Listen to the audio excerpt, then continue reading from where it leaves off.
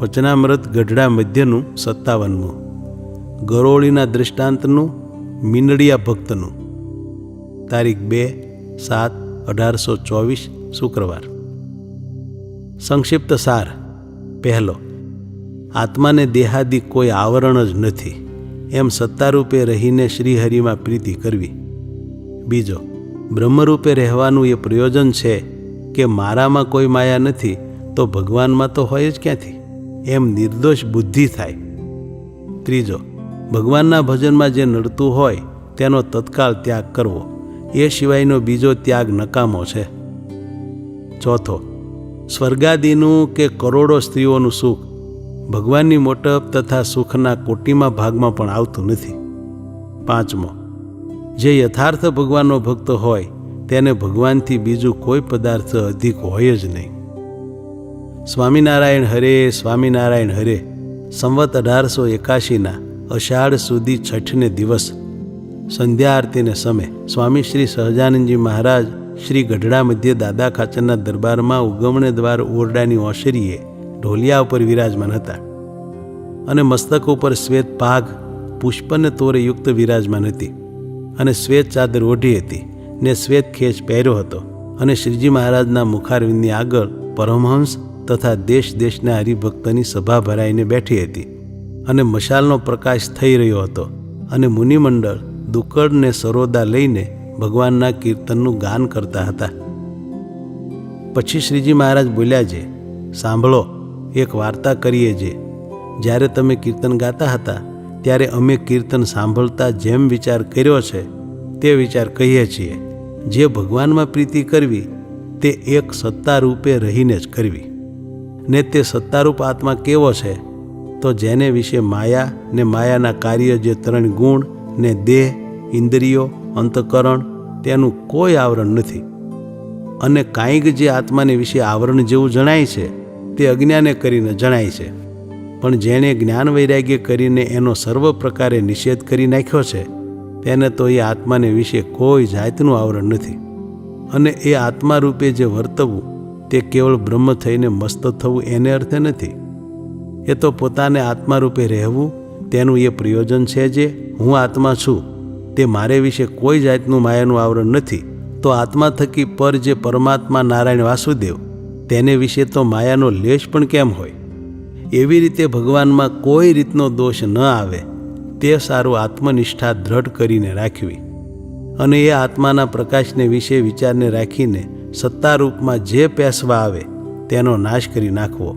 જેમ દીવાના પ્રકાશમાં ગરોળી આવીને જે જંતુ આવે તેને નાશ કરે છે, તેમ આત્માનો જે પ્રકાશ તેમાં રહ્યો જે વિચાર તે આત્મા વિના બીજા પદાર્થોનો નાશ કરી નાખે છે. અને વળી જેને પરમેશ્વરને વિશે પ્રીતિ હોય તેને તો પરમેશ્વર વિના બીજા કોઈ પદાર્થમાં પ્રીતિ ન હોય. અને પરમેશ્વર વિના બીજું જે પદાર્થ અધિક જણાય તેનો જે અતિશય ત્યાગ કરે તે ત્યાગ ખરો છે. અને તે પદાર્થ નાનું હોય અથવા મોટું હોય પણ તેનો જે ત્યાગ કરવો તેનું જ નામ ત્યાગ કહેવાય. અને જે પદાર્થ ભગવાનના ભજનમાં આડું આવતું હોય તેને તો ન તજી શકે ને બીજો ઉપરથી તો ઘણો ત્યાગ કરે પણ તેનો તે ત્યાગ વૃથા છે. અને એમ કાંઈ જાણવું નહીં જે સારું પદાર્થ હોય ને તે જ ભગવાનના ભજનમાં આડ કરે ને નરસું પદાર્થ હોય તે ન કરે.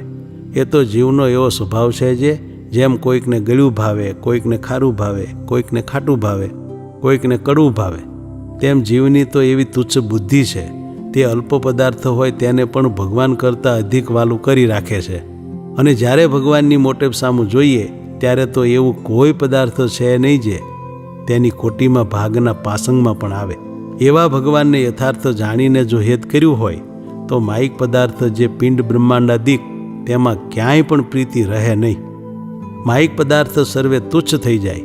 અને એ ભગવાનનો જ્યારે યથાર્થ મહિમા જણાયો ત્યારે ચિત્રકેતુ રાજાએ કરોડ સ્ત્રીઓનો ત્યાગ કર્યો અને સર્વે પૃથ્વીનું ચક્રવર્તી રાજ્ય હતું તે રાજ્યનો પણ ત્યાગ કર્યો ને તે એમ સમજ્યા જે એ ભગવાનના સુખ આગળ એ 100 લાખ સ્ત્રીઓનું સુખ તે શી ગણતીમાં અને ચક્રવર્તી રાજ્યનું સુખ પણ શી ગણતીમાં અને તેથી ઇન્દ્રના લોકનું ને બ્રહ્માના લોકનું સુખ પણ શી ગણતીમાં. અને એવા જે ભગવાન તે વિના જે બીજા પદાર્થને વિશે પ્રીતિ કરે છે તે તો અતિશય તુચ્છ બુદ્ધિવાળો છે. જેમ કૂતરું હોય તે સૂકા હાડકાને એકાંતે લઈ જઈને કરડે ને તેમાં સુખ માને છે, તેમ મૂર્ખ જીવ છે તે દુઃખને વિશે સુખને માનીને તુચ્છ પદાર્થને વિશે પ્રીતિને કરે છે. અને જે ભગવાનનો ભક્ત કહેવાતો હોય ને તેને ભગવાન થકી બીજા પદાર્થમાં તો હેત વધુ હોય તે તો કેવલ મીનડીયો ભક્ત છે. અને જે યથાર્થ ભગવાનનો ભક્ત હોય તેને તો ભગવાનથી બીજું કોઈ પદાર્થ અધિક હોય જ નહીં. અને જ્ઞાન, વૈરાગ્ય, ભક્તિ અને ધર્મ તેણે યુક્ત એવો જે તે ભગવાનનો ભક્ત તે તો એમ જાણે જે શૂરવીર હોય તે લડવા સમયે શત્રુ સન્મુખ ચાલે પણ બીવે નહીં, તે શૂરવીર સાચો.